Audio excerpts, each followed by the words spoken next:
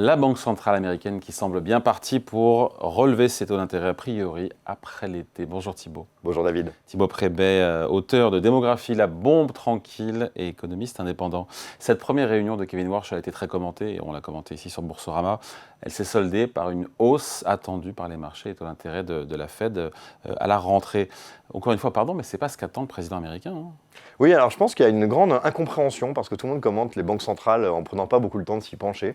Et tout le monde a donné un satisfecit à Kevin Warsh. Il est indépendant, il a respecté le truc. Il a dit le combat contre l'inflation, c'est la priorité. Moi, j'ai une analyse en disant que tout ça est complètement bidon et que c'est absolument le contraire. Et qu'on est dans une Trumpisation de la Banque centrale américaine selon le textbook, la manière de procéder hyper classique américaine. Alors déjà, rappelons une chose, les banques centrales, après chaque réunion, publient ce qu'on appelle des dots. C'est-à-dire que chacun met où il voit les taux américains pour les prochaines années. On ne sait pas qui a mis quoi. Donc là, ce qui a déclenché une réaction du marché, c'est que tout le monde s'est dit, ça a monté, mais c'est pas Kevin Warsh qui a monté, c'est tous les autres. Donc c'est les autres banquiers. Kevin Warsh, lui, il n'a pas donné ses prévisions. Mais non, en fait, on ne sait pas qui dit quoi. Donc on sait que la plupart des banquiers ont vu l'inflation, qui évidemment, avec la crise en Iran, malgré les 57 victoires des États-Unis contre l'Iran, ont continué à avoir des perspectives de hausse de l'inflation, donc ils ont monté leurs points. Mais ça, ce n'est pas l'influence de Kevin Warsh, c'est l'influence des autres banquiers. Est-ce qu'ils sont rentrés en résistance? Est-ce que Kevin Warsh les a amadoués? Est-ce qu'ils ont voulu montrer qu'ils étaient indépendants? Je ne sais pas. Mais si on veut s'analyser la patte que met Kevin Warsh à la Réserve fédérale, ce n'est pas là qu'il faut regarder. Il faut regarder quoi alors? Parce que qu'est-ce qu'il faut dire que Kevin Warsh est aux ordres de Trump? Alors, il y a plusieurs choses. La première chose, on a eu deux éléments clés. La première, c'est le communiqué, et le deuxième, c'est la conférence. Alors, le communiqué, en général, la Banque centrale, elle vous fait un truc de, 30 lignes, où il y a tout ce qu'il regarde. On regarde l'inflation, on regarde tel truc, si ça va au-dessus de temps, on va faire quelque chose, s'il se passe ça, ça va nous plaire, sinon ça va pas nous plaire. Il a rayé 3/4 du communiqué.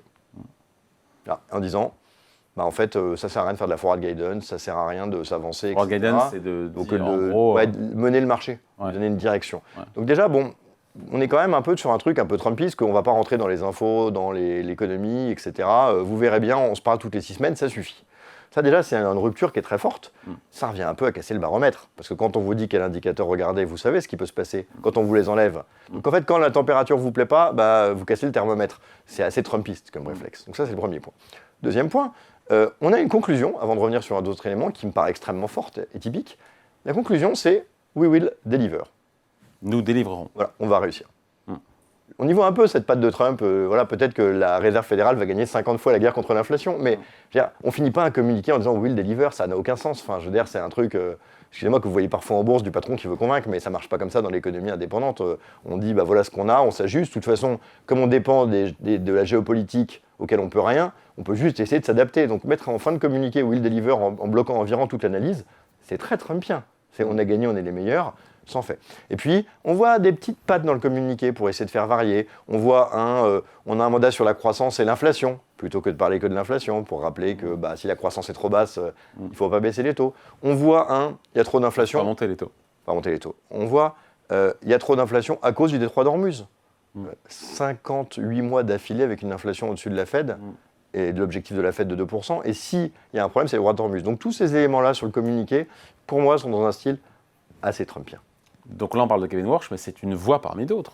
Oui, c'est une voix parmi d'autres, mais on sait lui qui décide pour tout le monde. Oui, mais il a quand même une forte influence, et puis c'est celui qui, quelque part, donne la parole que le marché va écouter. Et une fois qu'il a donné une parole et que les faits vont un peu dans ce sens-là, tout le monde a du mal à aller contre. Donc c'est vrai que c'est pas le seul, mais c'est un poids, et c'est lui qui fait les conférences. Et dans les conférences, il y a des éléments très intéressants. Je vous donne une phrase qui va vous faire sourire.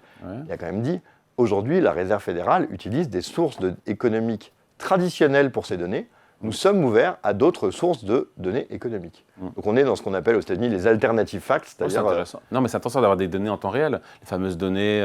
oui, mais c'est un peu aussi... les trafics, les cartes bancaires... Mais ça s'entend aussi un peu comme quand les données ne nous plaisent pas, on va en trouver d'autres. Ce qui est quand même un truc très trumpien. Donc je trouve qu'il y a beaucoup d'éléments qui préparent, pour une seule pauvre réunion, à casser le thermomètre, mettre d'autres indicateurs, mettre la faute... Ce qui n'est pas complètement faux, en partie sur Hormuz, on aurait aimé que la Banque centrale européenne nous dise c'est le détroit d'Hormuz qui fait de l'inflation, on ne fait rien. Mais lui, on voit qu'il a un agenda. Donc en fait, c'est vrai que je trouve dans tous les faisceaux d'indices des dérives assez trumpiennes dans le mode de fonctionnement. Mais les marchés n'ont pas compris ça. Non, pas du tout. Parce que les marchés ont compris le contraire, c'est que bien au contraire, il va y avoir une hausse de taux a priori en septembre. Et c'est là ce que vous Pourquoi disiez. vous avez compris le contraire de ça? Parce que moi, j'essaye de dissocier le style de Warsh, qui va être de plus en plus fort, et le reste de tous les autres banquiers. Si tous les autres banquiers ont dit il y a eu plus d'inflation, on va augmenter nos perspectives de hausse de taux, Warsh n'y peut rien. En revanche, si tout le communiqué a changé, si ce qu'il a dit en réunion a changé, ça, c'est son choix à lui. Donc je pense qu'il faut dissocier complètement les deux. Mais encore une fois, c'est une majorité. Il n'aura pas la majorité. Il n'y a pas de majorité pour baisser les taux aujourd'hui à la Fed. Non, mais on sait quand même que le président a un rôle qui est extrêmement important et qu'il a un rôle. On pourrait leur tordre le nez, le bras. Il n'ira pas à un contre tous. Mais s'il y a du débat, le président l'emportera. Je vous rappelle que tout le monde célèbre aujourd'hui ce qu'a fait Mario Draghi en expliquant que Jean-Claude Trichet était nul, alors que Mario Draghi était au bord de la BCE avant et a voté les hausses de taux. Donc on voit bien que pourtant, quand c'est lui qui est passé, la rupture de style, elle a quand même été évidente, alors que le reste de la Banque Centrale Européenne n'avait pas changé. Donc il y a quand même une notion qui est extrêmement importante dans le chef, mais là où je suis d'accord avec vous, c'est de se poser la question, est-ce que le reste de la Réserve fédérale est rentré en résistance ou est-ce qu'ils ont juste voulu marquer un peu le territoire? C'est la question qu'on va avoir, mais ce qui est sûr, c'est qu'il y a beaucoup d'éléments là-dedans qui rapprochent beaucoup du style Donald Trump, très concret, très direct, pas beaucoup de blabla, peu de mots, et de l'auto-persuasion. Et donc beaucoup de surprises à la clé, et donc plus de volatilité. Et plus de volatilité et de surprises à la clé. Après, heureusement, on a une lecture de l'inflation qui paraît assez simple, avec une rebaisse suite à Hormuz. On est tous d'accord pour dire que les niveaux de taux américains sont déjà élevés, il n'y a pas besoin qu'ils aillent plus haut. Donc j'ai envie de dire, aujourd'hui, il y a moins d'inquiétude sur le schéma dans cette période qui est assez lisible que sur cette nouvelle donne qui est fondamentalement pas bonne pour le marché parce que perd en lisibilité, il y a d'autres périodes où ce sera plus problématique. L'explication et point de vue signé Thibaut Prébet, économiste indépendant, auteur de Démographie, la bombe tranquille. Merci. Merci à vous.